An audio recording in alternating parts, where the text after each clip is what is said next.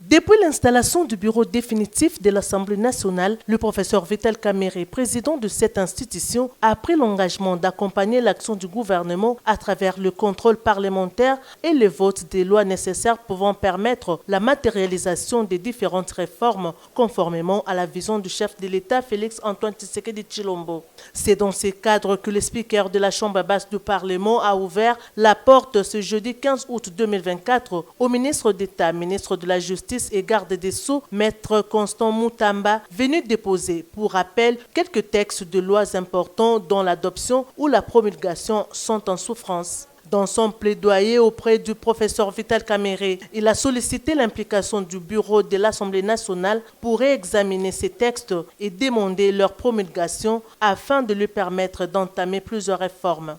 Ces propositions de loi ont été débattues en plénière et sanctionnées par un rapport de la commission PAG au cours de la précédente législature, mais ne sont toujours pas promulguées à ce jour. Donc là, il s'agit de la proposition de loi sur l'organisation, fonctionnement et compétence des juridictions de l'ordre judiciaire. Proposition de loi qui a été examinée déjà sur le Conseil supérieur de la magistrature, la proposition de loi, tout à fait. Et puis, il y a le texte sur le statut des magistrats. Donc voilà fondamentalement les trois textes accompagnés du rapport de la PAG.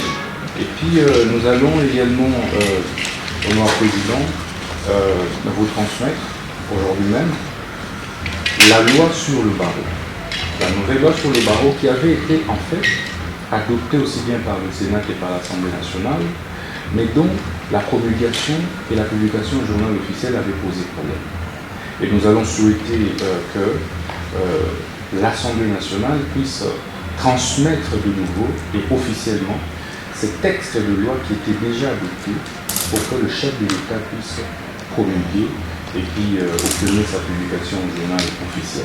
Pour sa part, le président de l'Assemblée nationale, le professeur Vital Kamerhe, a félicité le ministre d'État Constant Moutamba pour la rapidité avec laquelle il amène les différentes réformes dans le secteur de la justice, conformément aux instructions du chef de l'État, qui veut un appareil judiciaire qui fonctionne pour l'intérêt de la population et de toutes les personnes qui œuvrent en République démocratique du Congo. Il a promis d'inscrire cette matière dans la prochaine réunion du bureau afin de pouvoir transmettre ces différents textes à la commission PAG avant leur réexamen et adoption par la plénière. Je tiens d'abord à vous féliciter pour la rapidité avec laquelle vous amenez des réformes importantes dans le secteur judiciaire. Comme vous l'avez si bien dit, le président de la République est obsédé par cette réforme de la justice.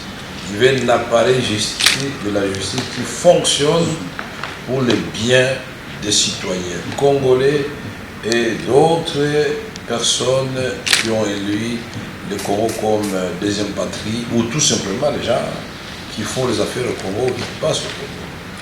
Et nous pensons que les conseils supérieurs de magistrature vont être aussi renforcés pour être en mesure de sanctionner.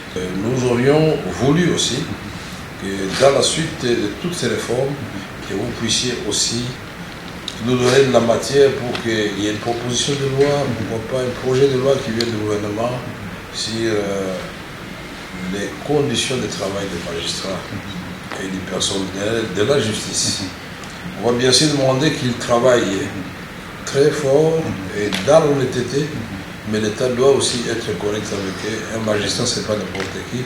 Il doit être mis dans des conditions de travail. Nous allons traiter ceci avec l'ensemble des bureaux, parce que je vois qu'il y a déjà un rapport de la PAG qui est là, la commission administrative et juridique qui avait déjà siégé là-dessus, dans le cadre de la continuité de l'État.